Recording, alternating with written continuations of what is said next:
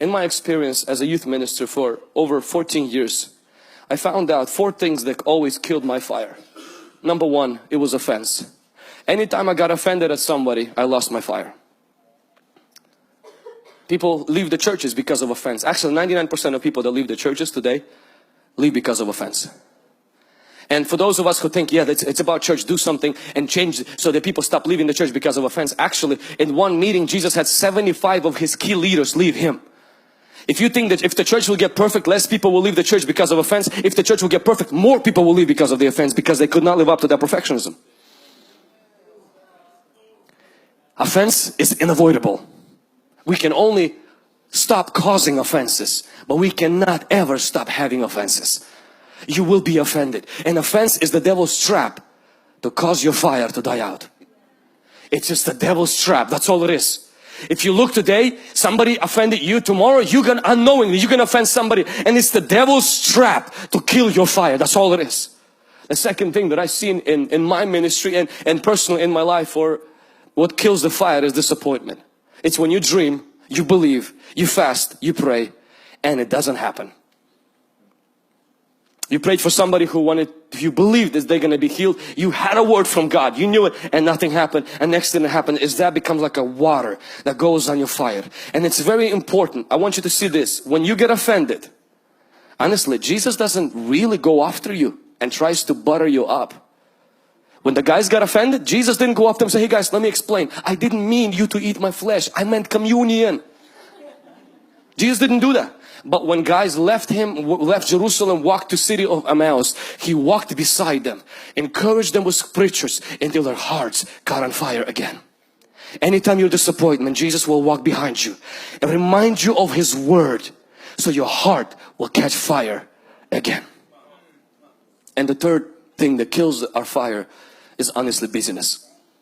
It's when we become so busy that we don't have time to spend time with the Lord. We don't have time to even make it to church. And please understand, intimacy makes you fruitful, not busy. Busyness can be a result of intimacy, but busyness itself does not make you successful. Only intimacy with God makes you successful. If you are too busy to pray, you are too busy. If you are too busy to be with God, you are too busy. And this is what I know about busy people. You actually don't make more money. You make less.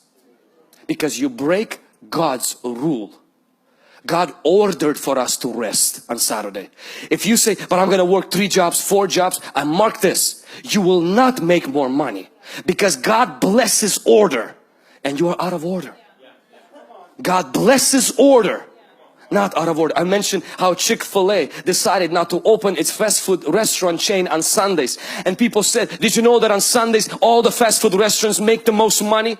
And the main guy of Chick-fil-A, he says, I know, but God said and people should take a rest at least one day. And he says, and I'm gonna choose the most busiest day to rest. Average fast food restaurant makes $1 million a year. Chick-fil-A makes 5. Why? Because when you, but it doesn't make sense. Nothing with God makes sense.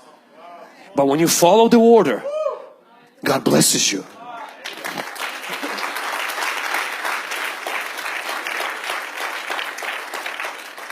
Same thing, when you give, it seems like you're gonna lose money and somehow you have enough.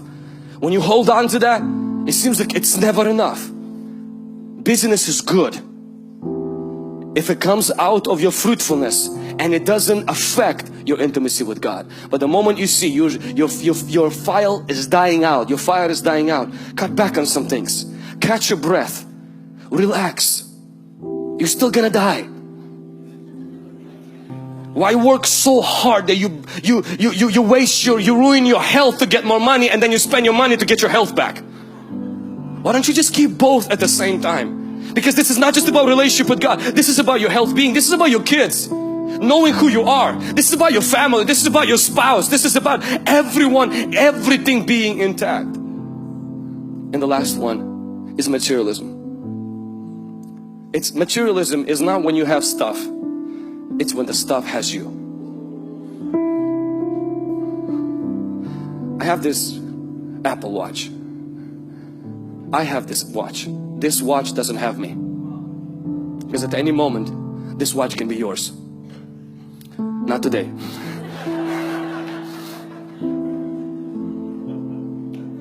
The most freeing thing for my relationship with God has been is when I can hold things without holding on to them. When God has the right to take anything out of my hand, and I have the privilege to take anything out of His pocket.